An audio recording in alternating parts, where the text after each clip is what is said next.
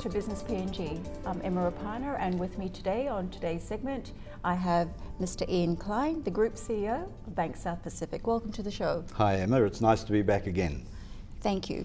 So moving straight into, how does BSP see its role in developing financial infrastructure in Papua New Guinea?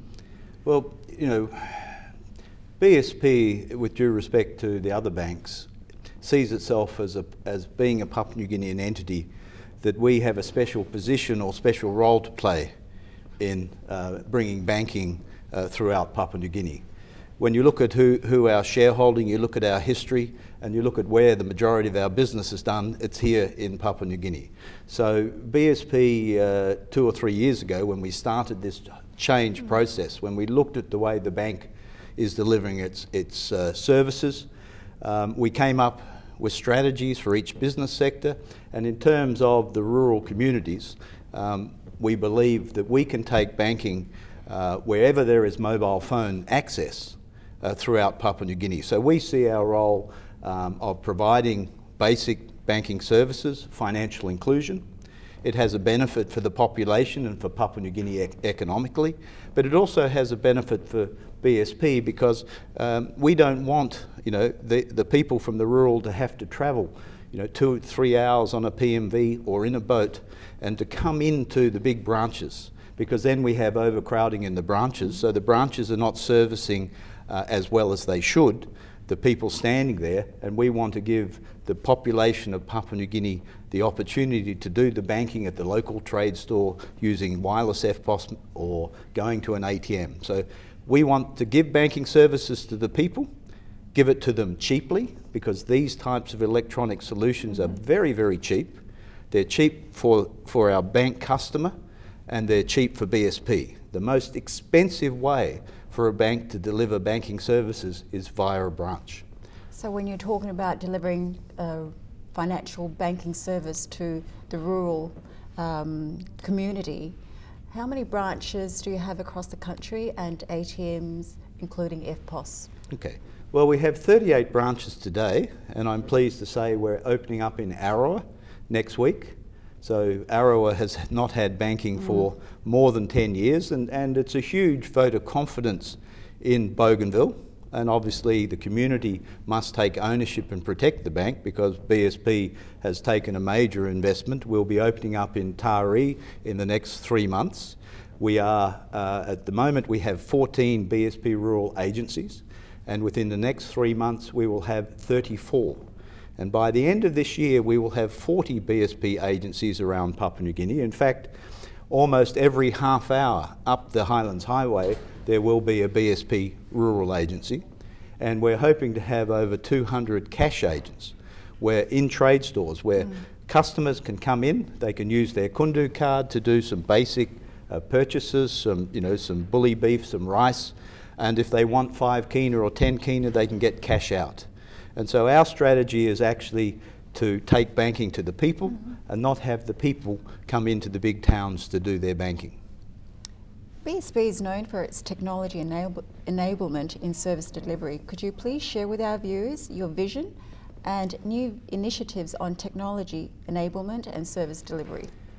Firstly, when I came 3 years ago and someone came in to open up a bank account, it could take 45 minutes to open a bank account. And then once you've done that, if you wanted your kundu card, you had to leave the bank, wait for the bank to produce the card, and it could take absolute weeks. So through technology, we now have Galaxy tablets, and they have a Bluetooth card swipe. So we're able to open accounts anywhere in Papua New Guinea in 5 to 10 minutes. And what happens is the new customer comes in, they come to our people, we swipe the card, which is an empowered card against an account that has no money, of course. On the tablet computer, we put in all your details, we ask for your identification, and if you don't have it, then we take your photograph, and a very nice photograph, with our tablet, and it's real time going back into our core system. You sign your signature on the tablet, and if you want to give us 10 or 20 kina to open up an account, then we can take that money. It's deposited in your account real time. So you could leave that wherever that location is, travel to the next town or wherever there's an EFTPOS, and you could immediately take your money out. So it's called a one-touch approach. We don't want people to come back in and out of branches or to be dealing with a customer service person more than once. So we want to be able to open that account or service your inquiry once, and to facilitate that, we're launching a huge range of SMS alerts.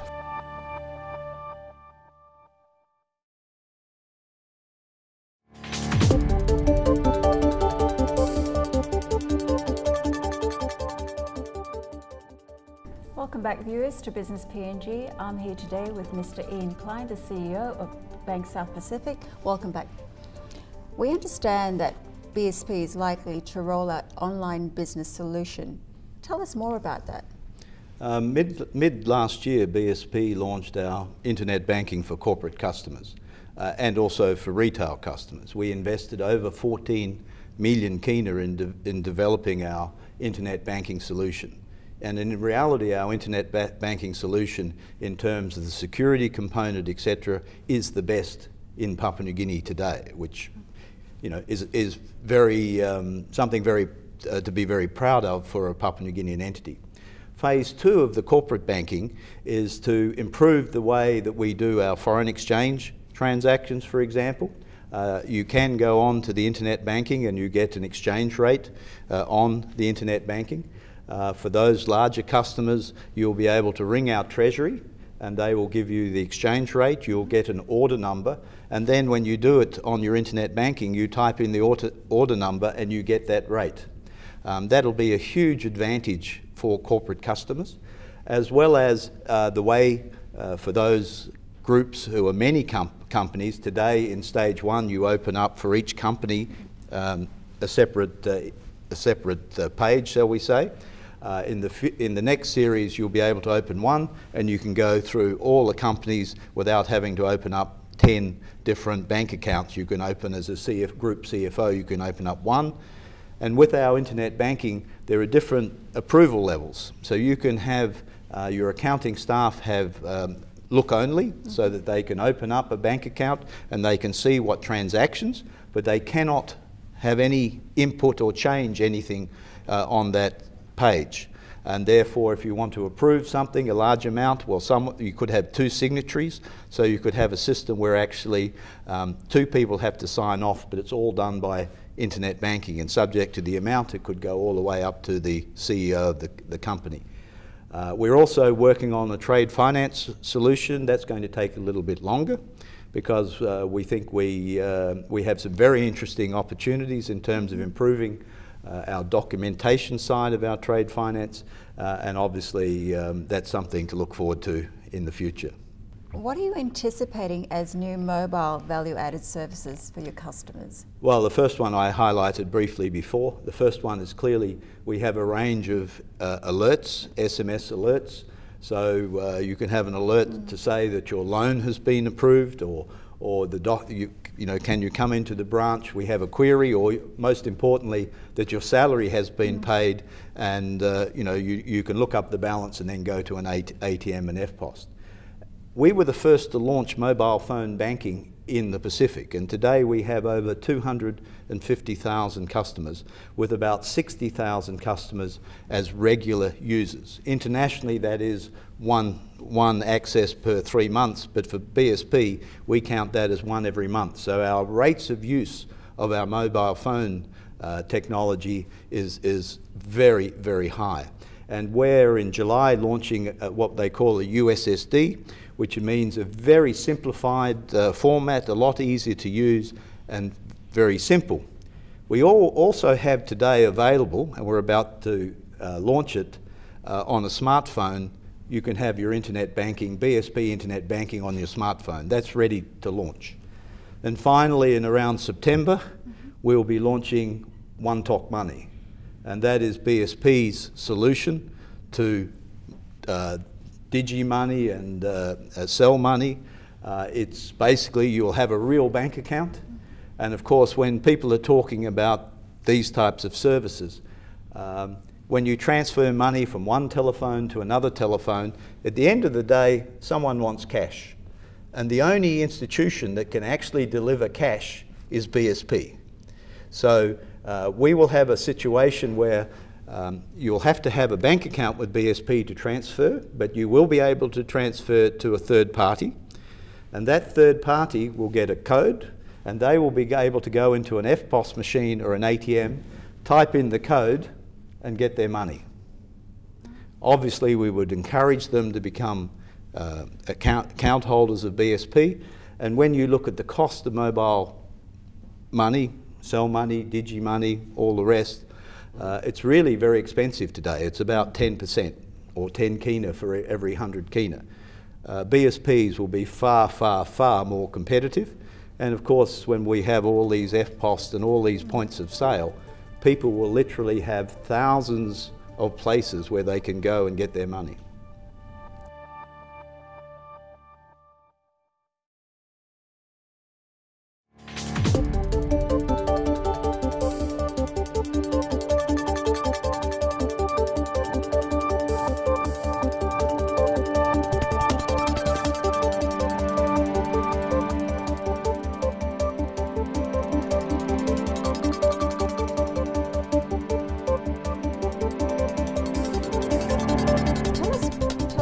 BSP's existing and upcoming projects on rural banking and community initiatives. When you look about rural banking, and of course everyone talks about financial inclusion and microfinance. Again, most of the institutions that are doing that today are really only based in the big cities. There is no other institution that is going out into rural areas to take banking to the people. And so, as I said earlier, we're continuing to roll out BSP rural agencies, and we will have 40 by the end of the year. We continue to be able to put EFTPOS into trade stores. We are launching an SME bank account, and what's changed is historically you needed to have IPA registration when you wanted to open your small business account, and now as long as you have the local provincial registration that you're a business, in BSP you can now open an account. Many people would have accounts with BSP, but they would be conducting their business in their own name. And what we want to do is actually have them conduct their business in their company, and then we can look at how much cash flow and sales that business is generating, and that's giving us a history about that business capacity to repay if we lend the money. And so over time, these businesses, because we know how much they're selling and they're banking, we will be able to then go and say, if you have a trade store and you need to have a new van or a generator or something like that, new refrigeration, we'll be able to lend you money, and lend you money very quickly. And that links into our automated lending platform that unfortunately is still about 18 months away because it's an enormous project. The idea is that if you're an individual or a small business, you can come into your BSP branch and the lending officer puts all your details into the computer system.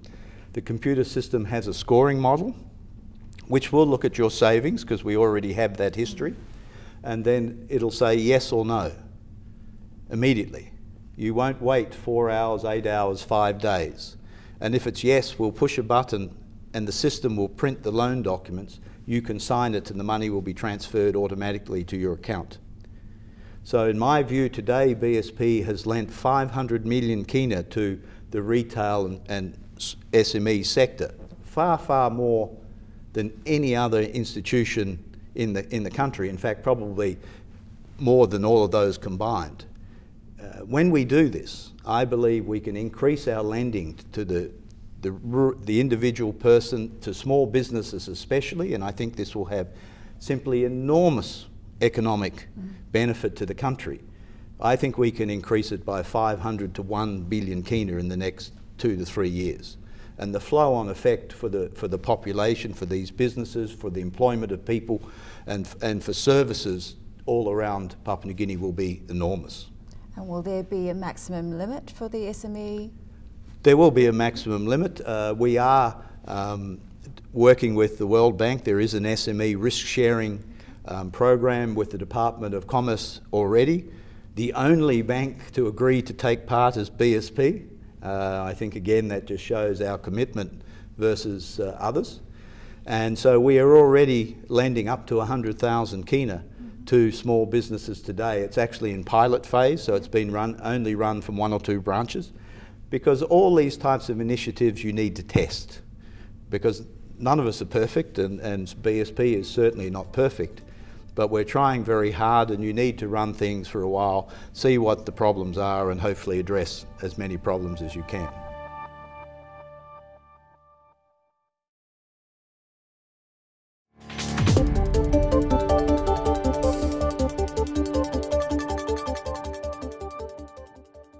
Watching Business PNG, and I'm with Mr. Ian Klein. And before the break, I was going to ask you the question about how you define the economic outlook for Papua New Guinea. Well, Papua New Guinea is going through some extremely exciting times. Clearly, PNG LNG is going to have a major impact on this country.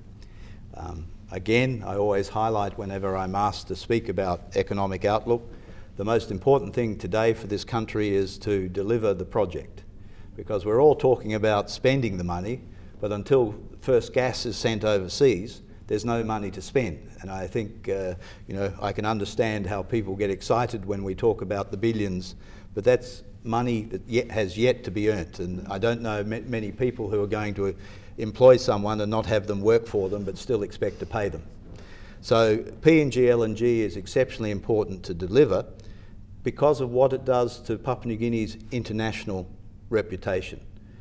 It's the biggest project in the history of the country. Economically, from a global perspective, there is a huge uncertainty in Europe. And so the major project finance banks that are going to come in here, and people talk about other LNG projects, some fantastic gold projects like Wafi Gold, those will have to be financed by international banks. And if international banks don't have confidence in Papua New Guinea because we have not delivered PNG LNG, which is really our reference, it's like when you graduate from high school, you get your certificate. Papua New Guinea is still studying, and the biggest thing it has to do is deliver successfully PNG LNG. Now, the impact of that, clearly, when you look at the economic growth forecast of 8%, it means our economy is going to grow significantly because of largely natural resources. We can have a booming economy, but if that wealth is not translated into benefits for the population, then where is the benefit? And the benefit cannot be for a few. And when you look at the infrastructure requirements of Papua New Guinea, from schools to hospitals, to road, to electricity, to water supply, these are the things that the government and the private sector, where it can help, need to seriously be putting in place initiatives to address. These types of natural services we need to roll out, and also we have to be able to roll them out in a cost-effective and efficient manner. It doesn't make sense to decide to tender a project and build a road for 100 million kina when in fact that road could be built for 40 million kina. Wouldn't it be better to use the 60 million that remained for new schools or new hospitals for our population? So it's not just projects. You know, everyone's talking about we need more power projects, but a power project takes more than 5 years before it starts to get built, and then it gets built. So, you know, we can have a 2050 long-term plan, but although I might be exceptionally old, I don't expect to be here in 2050, so I won't be held accountable for whatever is delivered at the end of 2050. So I think there has to be some realistic targets set for delivering of these very, very important infrastructure, because that's the same infrastructure that the corporate and business world need to further their businesses. And finally, what message would you like to give to new and returning investors to PNG? I think Papua New Guinea has enormous opportunities. I'm actually, as you know, asked to speak at many, many conferences, and I'm speaking at a conference in September in Sydney. and I was allowed to choose my topic. And my topic is about the importance of local content, the importance for foreign investors to come into Papua New Guinea and understand that you need to be working with a bank like BSP, of course, to go out there and put the local business groups, the local landowners into business, help them develop, because we have very intelligent people here. We just haven't given them the opportunities. And so when you're coming to Papua New Guinea, there are many opportunities. It's not all about what you earn to take away, and this is my issue with some of the other international banks. I honestly don't believe they've left enough behind in Papua New Guinea. They're not doing enough out in rural areas. They don't really want to do rural banking. They make noise versus actual, roll up your sleeves and deliver. And for foreign investors, I think there's many very good Papua New Guineans here to work with, but understand it's not about how much you earn to take out of the country. You've got to leave something here positive and make a positive impact. And that's how I run BSP.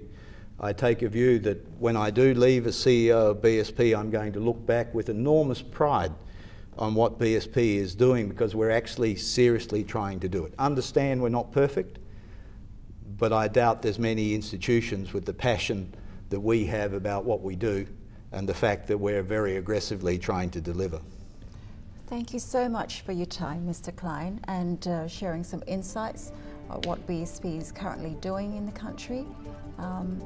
Thank you, viewers. That was Mr. Ian Klein, the Group CEO of Bank South Pacific. Thank you.